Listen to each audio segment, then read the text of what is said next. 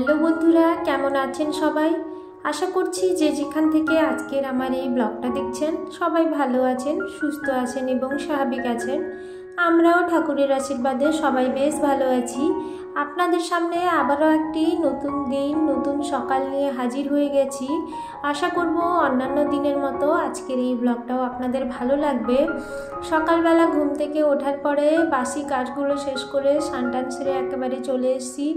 যেহেতু এই কদিন হলো একটু ঠান্ডাটা কম, রোদটা বেশ ভালোই ওঠে, তো সেই জন্য এক গামলা পুরো জামা কাপড় ধুয়ে নিয়ে চলে এসেছি ছাদে শুকোতে দিতে। আমার তো প্রত্যেক দিনই জামা কাপড় প্রচুর পরিমাণে কাচার থাকে, তারপরে যেদিন রোদ ওঠে সেদিন তো আর কোনো কথাই নেই।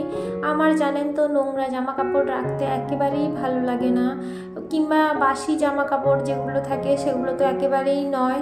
জামা কাপড়টা শুকোতে দিয়ে ঠাকুর পুজো টুজো সব কিছু কমপ্লিট হয়ে গেছে, সকালের খাওয়া দাওয়া কমপ্লিট। এরপর চলে এসেছি দুপুরে রান্না বান্নার জন্য। তো আজকে শুধু চিকেন হবে, চিকেনটা রান্না করব, সেজন্য আগে মাংসটাকে ম্যারিনেট করে রেখেছি। তারপরে যেভাবে মশলা দিয়ে কষায় রেগুলার যে মশলাগুলো ওইভাবেই কষিয়ে নিয়েছি। এরপরে ম্যারিনেট করা মাংসটা মশলার মধ্যে দিয়ে আর একটু ভালো করে কষিয়ে নেব যাতে তেলটা বেরিয়ে আসে। মাংস দেখবেন যত ভালো কষানো হয় তার স্বাদ যেন আরও বেশি হয়। আমরা যখন ছোটোবেলায়, মানে আমি আমার বাবার বাড়ির কথা বলছি, ছোটোবেলায় নয় এখনও দেখি সেই মাটির উনুনে কাঠের জালে সেই যে মাংসের স্বাদ, সেই স্বাদ যেন আমি কোথাও খুঁজে পাই না। মানে সেই স্বাদ যেন অমৃত মতো। মানে মাংস আগেকার দিনে রান্না হলে সে গোটা গ্রাম হয়তো জেনে যাবে যে তার গন্ধে যে নিশ্চয়ই এদের ঘরে মাংস হচ্ছে। তো এখনকার মাংসের সেরকম স্বাদ নেই, বা হয়তো সেইভাবে রান্না করার প্রসেসটা হয়তো ঠিক নয়, কিন্তু আগেকার দিনের ওইসব মা ঠাকুমাদের হাতের রান্নাগুলো কিন্তু এখনকার আর দিনে পাওয়াই যায় না।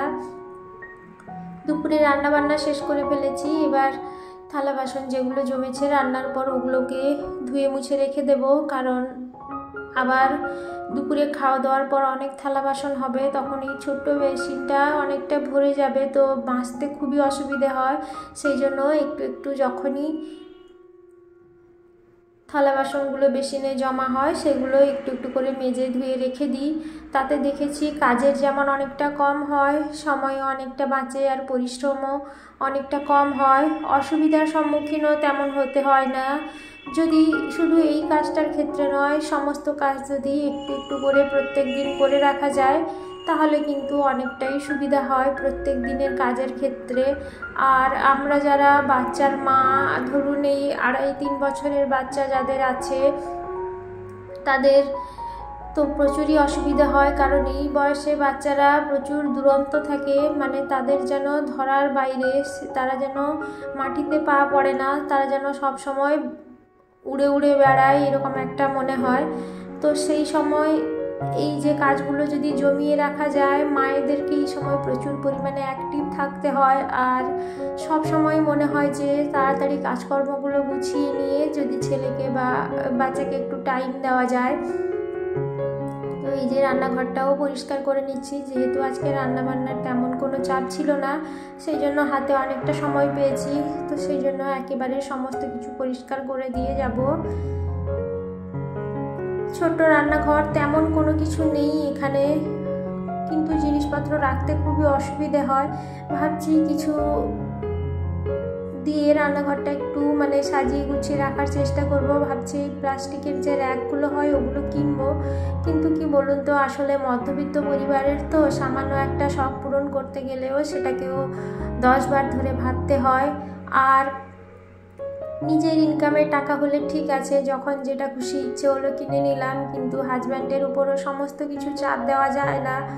যতই মুখে কিছু নাই বলুক, তবুও মনে হয় যে এইভাবে উল্টোপাল্টা খরচ করা উচিত নয়। যদিও বা তেমন উল্টোপাল্টা খরচ আমি বেশি করি না, নিজের জন্য তো কিছুই করি না। এই ধরুন আমার এই কিচেনের কোনো জিনিসপত্র, এটা ওটা ওইসব কেনার বা ঘর সাজানোর কোনো জিনিসপত্র, এগুলো কেনার ক্ষেত্রেই বেশি টাকাটা আমি ব্যয় করি। সেটা হয়তো কেউ আমাকে দিলে সেগুলো না খরচ করে গুছিয়ে রেখে দিই, সেগুলোকেই ইউজ করি, মানে খরচ করি। তো এই যে রান্নাঘরটা মোছা কমপ্লিট হয়ে গেছে। এবার আজকে একটু বিছানা চাদরটা মানে সকালবেলা ঘুম থেকে সবাই উঠে যাওয়ার পর হালকা করে একটু বিছানাটা গুছিয়ে নিয়েছিলাম। এখন একটু ভালো করে বিছানা চাদরটা ঝেড়ে পাতিয়ে দেব, কারণ প্রত্যেক দিন ওই ঝাঁটাটা দিয়ে মানে প্লাস্টিকের ঝাঁটাটা দিয়ে ধুলোটা ঝেড়ে দিই, কিন্তু একদিন মাঝখানে একদিন ছেড়ে ছেড়ে বিছানা চাদরটাকে তুলে ভালো করে ধুলো ঝেড়ে তারপরে সুন্দর করে এইভাবে পাতিয়ে নিই।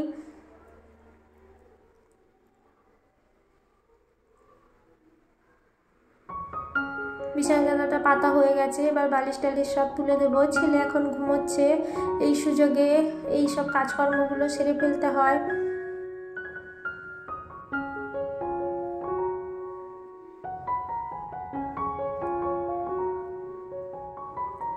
শীত তো থাকতে থাকতে কমে যাচ্ছে, ভাবছি আর কটা দিন যাক। ছোটোবেলায় শুনেছি সরস্বতী পুজোর সময় নাকি আবার শীত পড়ে, একটু ঠান্ডাটা বেশি পড়ে, তো সেই সরস্বতী পুজোটা চলে গেলে তারপর ভাবছি এই ব্ল্যাঙ্কেটটাকে একটু ধুয়ে রাখবো। জামা কাপড় যেগুলো শুকোতে দিয়েছিলাম ওগুলোকে এবার একটু ভাঁজ করে রেখে দেবো, কারণ এভাবেই পড়ে থাকলে ছেলে এখন ঘুম থেকে উঠে এলেই ওই বিছানার উপরে উঠেই ওর লাফালাফি শুরু হয়ে যাবে, হয়তো পায়ের মধ্যে জড়িয়ে পড়ে যাবে, কিংবা জামা কাপড়গুলো মুড়ে কুঁচকে তার অবস্থা যা তা করে ছাড়বে। তারা সে ওঠার আগেই এইসব একটু গুছিয়ে রেখে দিতে হবে। বন্ধুরা, আমার এই ব্লগটা আপনাদের কেমন লাগলো অবশ্যই আমাকে কমেন্ট করে জানাবেন।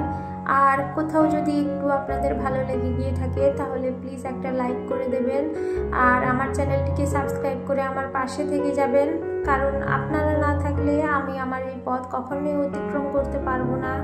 আপনারা এইভাবেই আমার পাশে থাকুন, সাথে থাকুন। আপনারা সাথে থাকলেই আমি মনের জোর বাড়িয়ে অনেকটা দূরে এগিয়ে যেতে পারবো। তো সকালবেলা আজকে স্নান করার পর চুলটা আঁচড়েছিলাম না, একটু চুলটা বেঁধে নিলাম।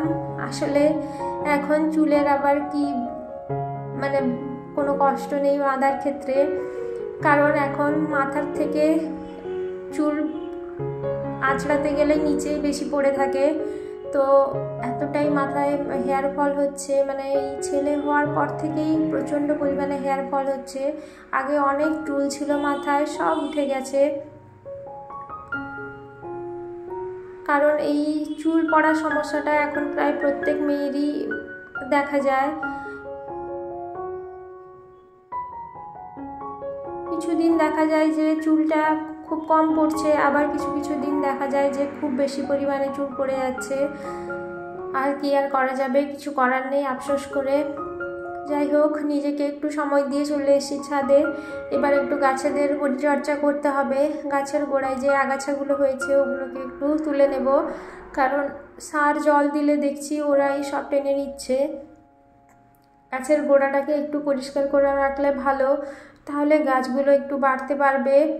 আগাছা হয়ে গেছে, তো আগাছাগুলো ঠিক গাছটাকে বাড়তে দিচ্ছে না, তো সেই জন্য গাছের এই আগাছাগুলোকে তুলে ফেলবো। গাছে জলও দিয়ে দিয়েছি।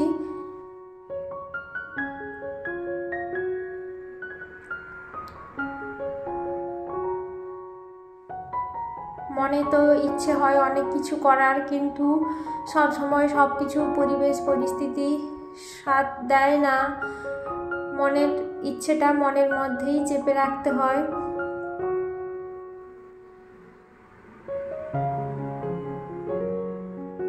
আগাছাগুলো তুলে নিয়েছি, এবার এগুলোকে বাইরে ফেলে দেব।